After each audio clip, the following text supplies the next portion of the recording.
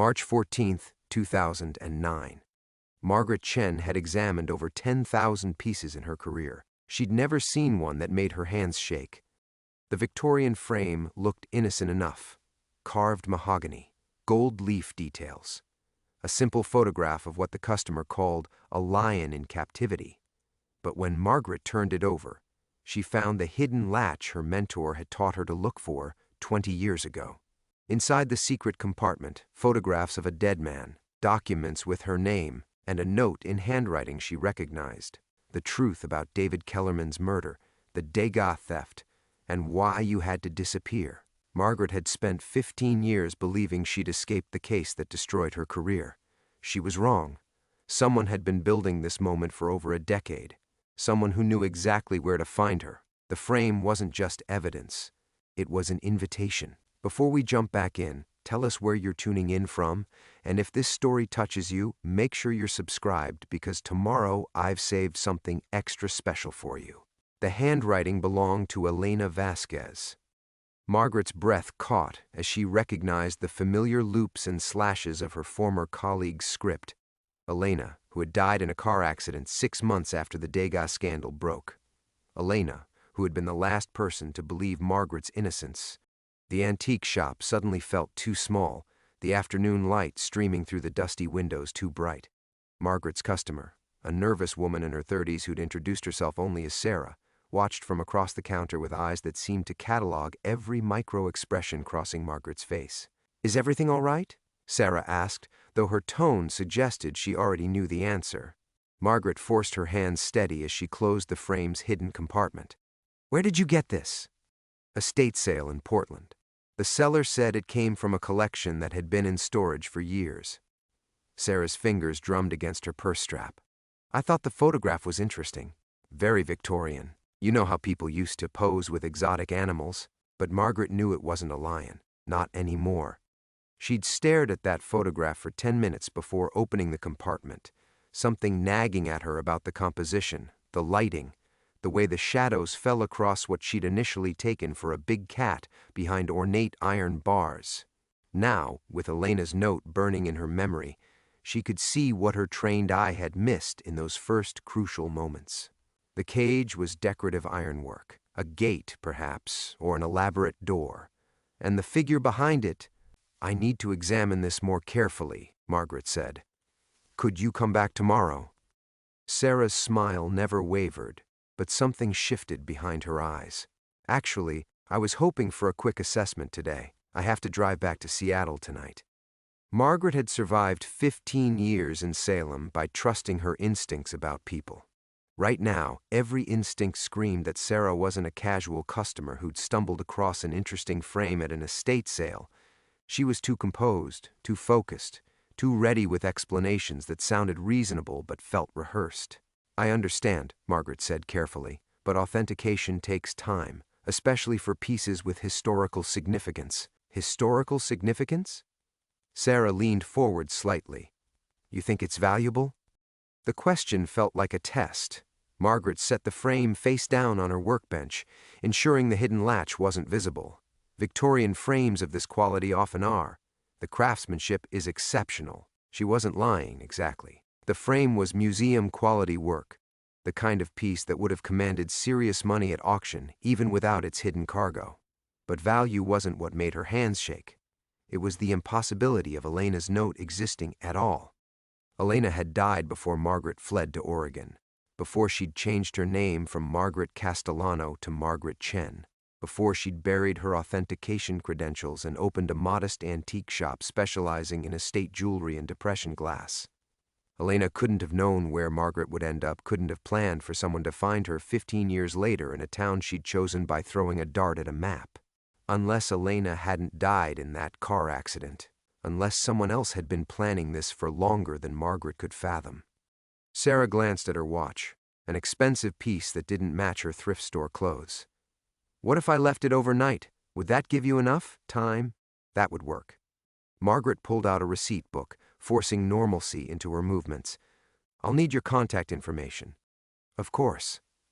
Sarah rattled off a phone number and address in Seattle that Margaret didn't bother to verify. They both knew the information was false. As Margaret wrote, she tried to process what she'd seen in Elena's note beyond the devastating first line. There had been names, some she recognized from the original investigation, others that meant nothing to her. Dates, what looked like account numbers. And at the bottom, an address in Portland with tomorrow's date written beside it. Tomorrow. As if Elena had known exactly when someone would bring the frame to Margaret's shop. Sarah accepted the receipt and headed for the door, then paused with her hand on the brass handle. You know, the strangest thing about that estate sale? The seller insisted the frame go to someone who would appreciate its history. She specifically asked that it be taken to an expert who understood authentication. Margaret's blood chilled. Did she say why? She said the original owner had been very particular about who should have it next, someone with the right background to decode its secrets. Sarah's smile turned predatory. Funny coincidence, finding an expert like you in a little town like Salem. The bell above the door chimed as Sarah left, the sound unnaturally loud in the sudden silence. Margaret waited until the footsteps faded before reaching for her phone. Her fingers hesitated over the keypad. Who could she call? The FBI agents who'd investigated the Degas theft had long since moved on to other cases. Her former colleagues in the art world believed she was either dead or criminal. She was alone with Elena's impossible message, and the growing certainty that 15 years of hiding had just come to an end. Margaret set the phone down without dialing and locked the front door, flipping the sign to close though it was barely 3 o'clock. Her hands moved through the familiar ritual, checking the register, straightening the display cases, dimming the overhead lights, while her mind reeled with the implications of Elena's note. The shop felt different now, as if Sarah's presence had contaminated the careful sanctuary Margaret had built over 15 years. She'd chosen this narrow storefront on State Street precisely because it was unremarkable, wedged between a used bookstore and a coffee shop that changed owners every 2 years, invisible to anyone not specifically looking for antiques. The kind of place where a former authentication expert could disappear into depression glass and estate jewelry, where Margaret Castellano could die, and Margaret Chen could live quietly among dust motes and forgotten treasures. She'd painted the walls sage green herself, hung lace curtains that filtered the afternoon light into something soft and forgiving, built the oak display cases from salvaged wood, each shelf positioned to catch the light just so.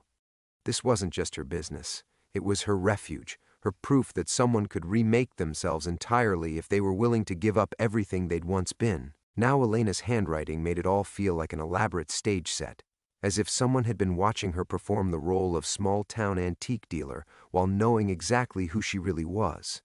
Margaret approached the workbench where the frame waited, its ornate corners catching shadows that seemed more ominous than decorative. She'd handled thousands of pieces over the years, but her fingers had never trembled like this over carved wood and aged bronze. The photograph stared up at her. What she'd first seen as a lion behind Victorian ironwork, now transformed into something far more sinister. She pulled her magnifying glass from the drawer, the one tool she'd allowed herself to keep from her former life. Under magnification, details emerged that made her stomach clench. The figure behind the ironwork wore a suit jacket, not fur. The cage showed signs of forced perspective, photographed to create the illusion of containment. And in the background, barely visible in the shadows, hung what appeared to be a framed painting. Margaret's breath caught. She recognized that frame, those dimensions. It was the Degas, the stolen ballerina that had destroyed her career and left 3 people dead, including David Rosenberg, her mentor, and his daughter Anna, who'd been in the wrong place when the collectors came calling. David. Sweet, brilliant David, who'd taught her to see beyond a painting's surface to its hidden truths. Who'd insisted that authentication was archaeology, each brushstroke a fossil, each crackle pattern a timeline, every restoration a story someone was trying to rewrite. He'd died protecting what he thought was his life's work, never knowing that the theft he'd tried to prevent had been orchestrated by people who saw art as currency and human lives as acceptable overhead. The afternoon light shifted, casting longer shadows through her lace curtains. Margaret glanced toward the front window, where pedestrians moved past in the easy rhythm of a Tuesday afternoon. Mrs. Henderson from the bookstore next door arranged her sidewalk display of bargain novels. A mother pushed a stroller toward the playground 3 blocks down. College students from Willamette University wandered past with coffee cups and backpacks, their biggest concern the midterm schedule posted on the coffee shop's bulletin board. This was her life now. Simple, safe, built on the foundation of her neighbor's assumption that Margaret Chen had always been exactly who she appeared to be, a quiet woman in her late 50s who knew about porcelain marks and silver hallmarks, who could spot reproduction furniture from across the room, but would never claim expertise beyond small-town treasures. She'd made friends, carefully and slowly. Barbara from the quilt shop brought her homemade soup when she had colds. Tom, who ran the hardware store, helped her fix the shop's temperamental heating system each winter. She volunteered at the animal shelter on weekends, walking dogs who needed human kindness more than they needed someone with a spotless past. These people trusted her with their family heirlooms, their grandmother's jewelry, their father's watch collection. They invited her to potluck dinners and 4th of July barbecues. She'd become part of Salem's quiet fabric, another small business owner who swept her sidewalk each morning and left cookies for the mail carrier during the holidays. Now someone had found her, someone who knew exactly who Margaret Castellano had been and what secrets Margaret Chen had buried. The frame was a message and a threat combined. We know where you are. We know what you're hiding. We're ready to collect what we're owed. Margaret opened the hidden compartment again, her fingers steadier now with resignation than they'd been with shock. Elena's note waited like a 15-year-old time bomb, promising to destroy the careful piece she'd built one truth at a time. But first, she needed to understand who was targeting her and why they'd waited so long to spring their trap. Margaret pulled Elena's note from the compartment with the reverence of someone handling evidence that could either save or destroy her. The paper had yellowed at the edges, but the ink remained sharp, as if Elena had written these words yesterday instead of from beyond a 15-year-old grave.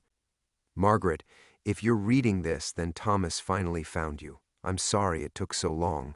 I'm sorry for what you're about to learn. The shop's familiar sounds, the hum of the refrigerator in the back room, the tick of the mantel clock she'd inherited with the lease, faded into white noise as Margaret continued reading. Elena's handwriting grew more urgent as the note progressed, the careful loops dissolving into desperate slashes. David didn't die protecting the Degas. He died because he discovered who really stole it.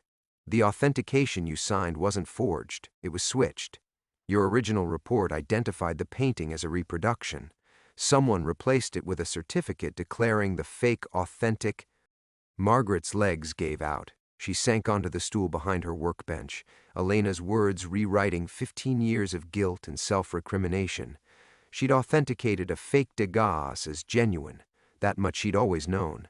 What she hadn't known was that someone had deliberately manipulated her findings. Thomas Whitmore ordered the theft of his own painting for the insurance money. The Degas was already a fake. He'd been displaying a reproduction for months, while the original was quietly sold to a private collector in Hong Kong. Your authentication would have exposed him, so he had Vincent Kessler steal your report and replace it. Vincent Kessler. Margaret remembered him vaguely from the investigation, Thomas Whitmore's security consultant, a thin man with careful eyes who'd been present during several authentications at Whitmore's gallery. She'd thought him unremarkable at the time, another suit hovering at the edges of the art world's ecosystem. David found out about the switch when he reviewed the insurance files. He called me the night he died, said he had proof that would clear your name. He was going to the police the next morning. Vincent killed him for those documents, then killed Anna when she walked in on the break-in. Margaret's hands shook as she absorbed the implications. David and Anna had died not because of Margaret's mistake, but because David had tried to save her reputation. The guilt she'd carried for 15 years, the weight that had driven her from New York to Oregon, from Margaret Castellano to Margaret Chen, was built on a lie. I gathered what evidence I could before they came for me. Yes, Margaret, they came for me too. This note is my insurance policy. If something happens to me, Thomas needs to know the truth will eventually surface. The paper trembled in Margaret's fingers as she reached the final paragraph. I've hidden copies of everything. David's research, the original reports, photographs of Vincent meeting with the Hong Kong buyer. Check the frame's base for a second compartment. The Portland address I've included leads to a safety deposit box. Box 847 at First National, Pearl District. The key is taped under the frame's felt backing. Trust no one from our old life. Thomas has people everywhere, and 15 years has only made him more powerful. But trust Thomas Chen. Yes, I chose your new surname deliberately. He owns the frame shop where this message was built. His daughter Sarah was supposed to deliver this to you years ago. But Thomas died in 2018, and Sarah only found his instructions last month. Margaret's blood turned to ice. Sarah, the nervous customer who'd claimed to be driving back to Seattle, whose expensive watch contradicted her thrift store clothes. The woman who'd known exactly how to manipulate Margaret into keeping the frame overnight. Sarah doesn't know who you really are. I told Thomas to instruct her only that the frame needed to reach an authentication expert in Salem who would understand its importance. But Margaret, if she's asking too many questions, if she seems to know more than she should, then Thomas Whitmore found her first. The note ended with a postscript that made Margaret's heart stop entirely. P.S. The photograph isn't David in a cage. It's Thomas Whitmore in his gallery's vault, taken the night Vincent killed David. I was there. I saw everything. And I photographed our proof. Margaret dropped the note and grabbed the photograph, studying it under her magnifying glass with new understanding. The man behind the ironwork wasn't a victim. He was a predator captured in his own den. The ornate metalwork wasn't a cage but the decorative gate of Whitmore's private viewing room, where he'd hosted intimate showings for his wealthiest clients. Elena had been there that night, had witnessed David's murder, had somehow escaped long enough to gather evidence, hide it in this elaborate puzzle box, and arrange for its eventual delivery to Margaret's exile. The shop's landline rang, its shrill tone cutting through the afternoon silence like a blade. Margaret stared at it, knowing with absolute certainty that her old life had finally caught up with her quiet existence in Salem. On the fourth ring, she answered, "Margaret Chen Antiques." "Hello, Margaret." The voice was male, cultured, familiar despite 15 years of silence. "I believe you have something that belongs to me." Thomas Whitmore had found her. Margaret's hand tightened on the receiver, muscle memory from 15 years ago screaming at her to hang up, to run, to disappear again into whatever new life she could cobble together from the ruins. But her legs wouldn't move. Her voice wouldn't come. Thomas Whitmore's cultured baritone filled the silence of her sanctuary like poison gas, making everything she'd built feel suddenly fragile. "Nothing to say, Margaret? Or should I call you M.S. Chen now? Such a touching tribute to your late friend Thomas." Elena always did have a sentimental streak. Margaret forced words past her constricted throat. "I don't know what you're talking about." "Of course you do." His laugh carried the same casual cruelty she remembered from gallery openings 15 years ago, when he'd moved through crowds of collectors like a shark among smaller fish. "You have my frame. More importantly, you have my property. I'd like it back." Through the front window, Margaret watched Mrs. Henderson struggle with a display rack that had caught the afternoon wind. Normal life, continuing its rhythm while hers disintegrated. "You're mistaken. Someone left a frame for authentication. Nothing more." "Margaret." Thomas's voice took on the tone of a patient teacher correcting a slow student. "We both know Elena was thorough in her documentation. I assume you've found her little time capsule by now. Read her version of events. Very creative, though predictably biased toward martyrdom."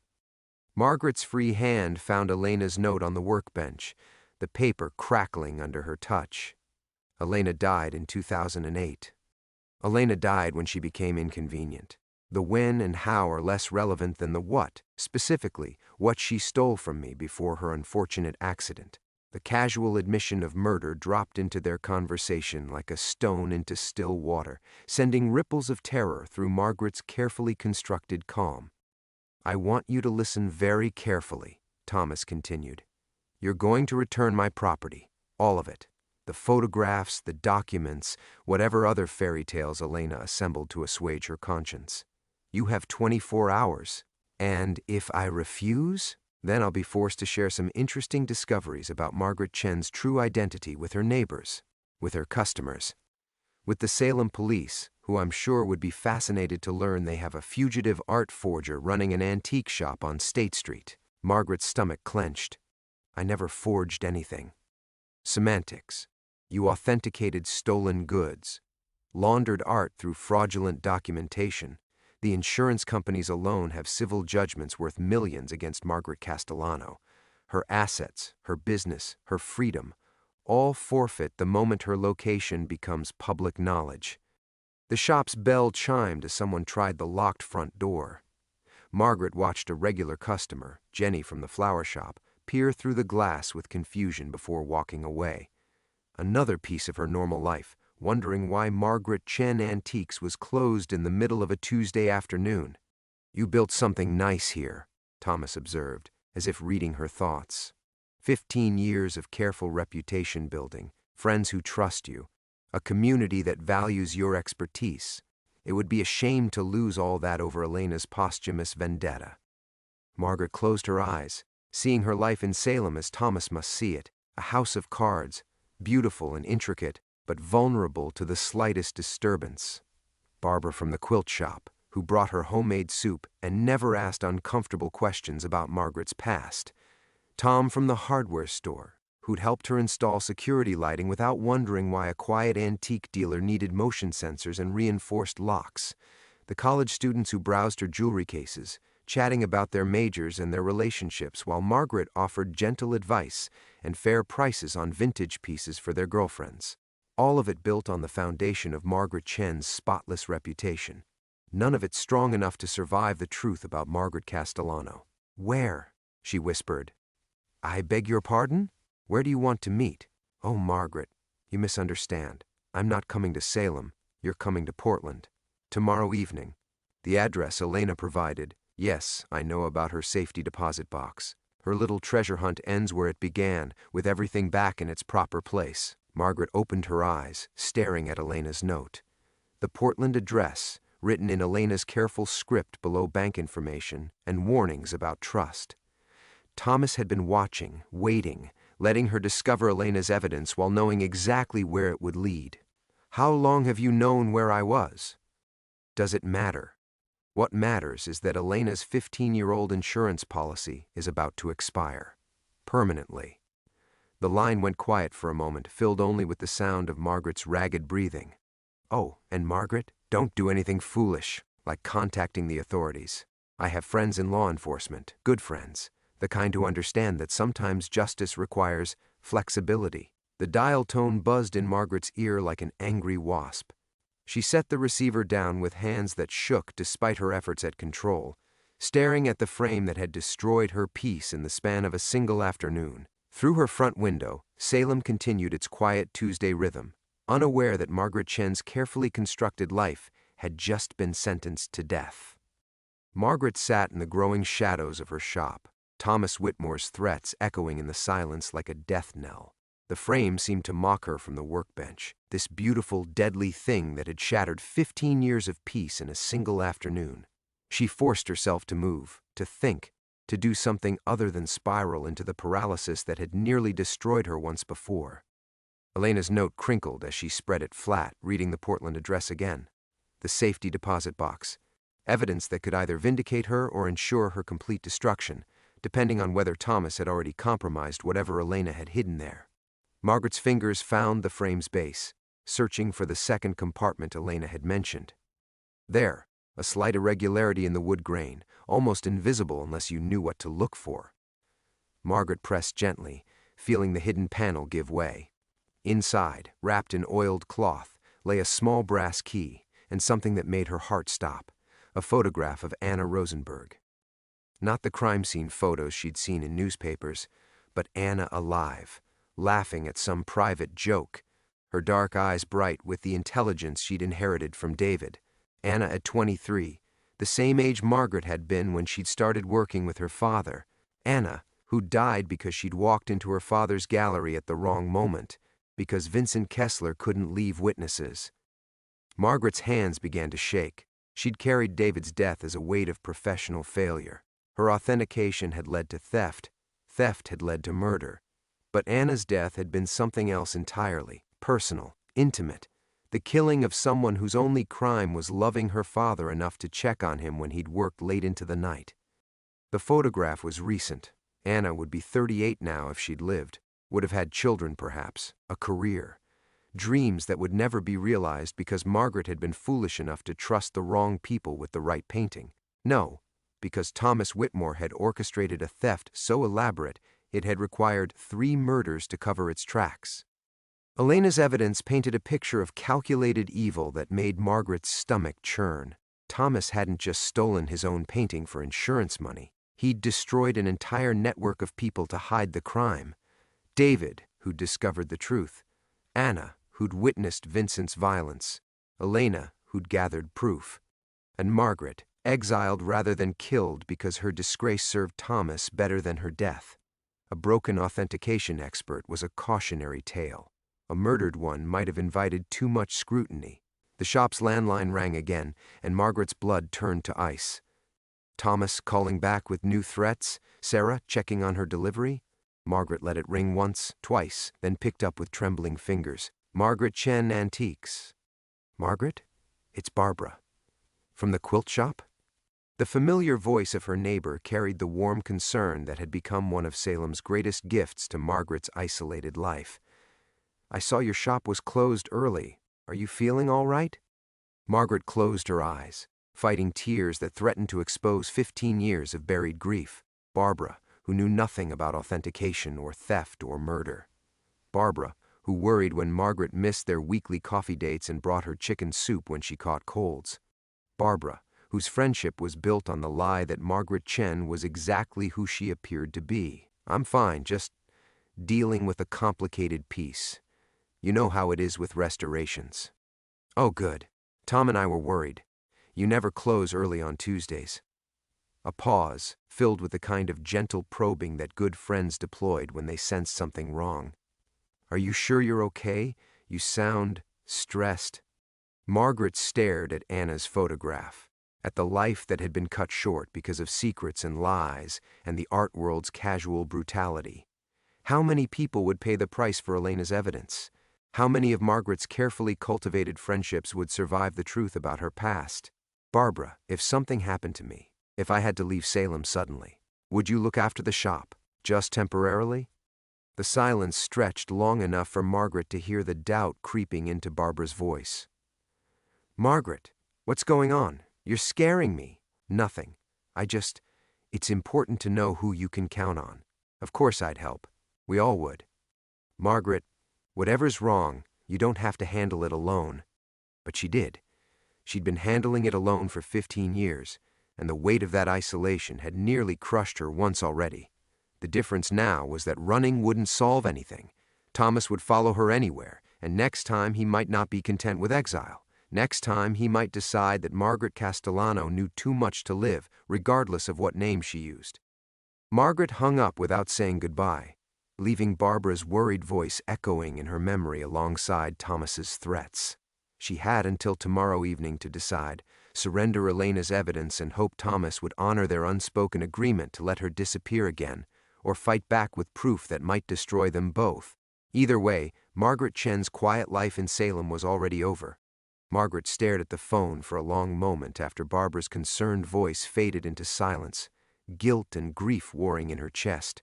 She had to move, had to think, had to find some way out of Thomas's trap before tomorrow evening. The Portland safety deposit box. That was her only lead, her only hope of finding something Thomas hadn't already anticipated. She reached for Elena's note again, studying the address with fresh eyes. First National Bank, Pearl District, Box 847. The key felt warm in her palm, 15 years of secrets compressed into a small piece of brass that might hold her salvation or seal her doom. Margaret was reaching for her car keys when the shop's back door opened. She spun around, heart hammering, expecting Thomas or Vincent Kessler or some other ghost from her past.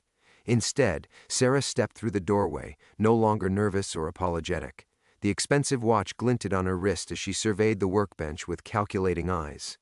"Find everything you needed?" Sarah asked, her voice stripped of the hesitant politeness from yesterday. Elena was always thorough with her insurance policies. Margaret's hand closed around the brass key, her mind racing.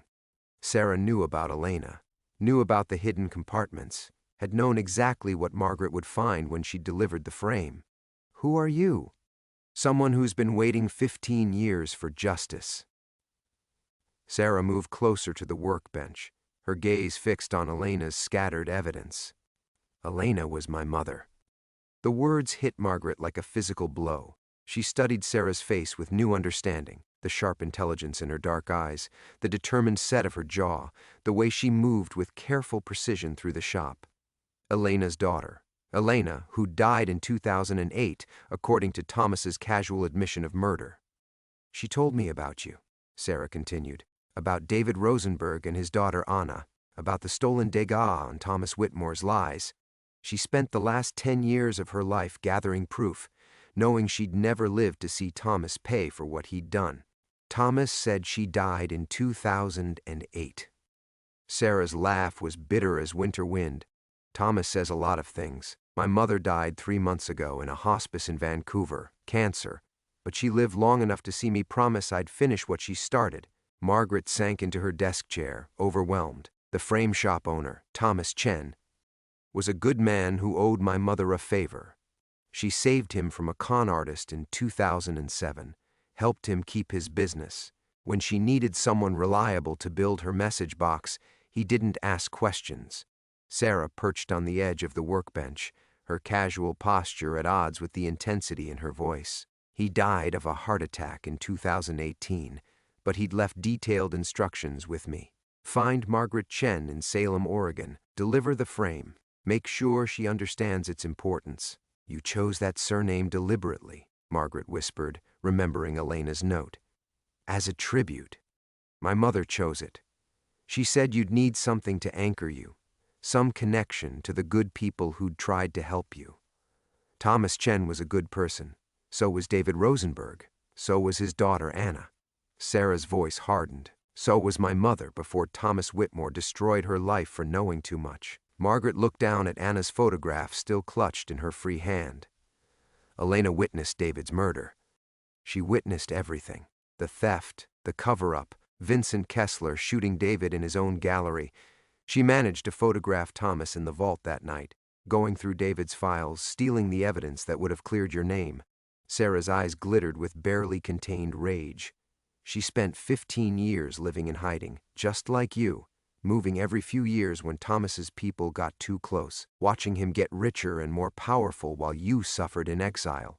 The shop seemed to shrink around them, filled with ghosts and guilt and the weight of revelation. Margaret understood now why Elena's evidence felt so complete, so carefully documented. A dying woman's final gift to the authentication expert she'd never been able to save. Thomas called me today, Margaret said quietly. He wants the evidence back. All of it. Of course he does. Sarah stood, moving to the front window where she peered through the blinds with practiced paranoia. He's been monitoring the frame's movement since Thomas Chen's death. Took him this long to confirm where it had gone, and whether you'd found Elena's message. Margaret's blood chilled. How long has he known where I am? Long enough to have you killed if that's what he wanted. Sarah turned back to Margaret, her expression grim. But you're more valuable alive, aren't you? The broken expert who authenticated stolen goods. A cautionary tale about trusting the wrong people. The truth hit Margaret like a sledgehammer. Thomas hadn't just allowed her exile. He'd orchestrated it, had used her disgrace as a weapon against other experts who might question his acquisitions. Margaret Castellano's fall from grace wasn't an unintended consequence of his crimes. It was the point.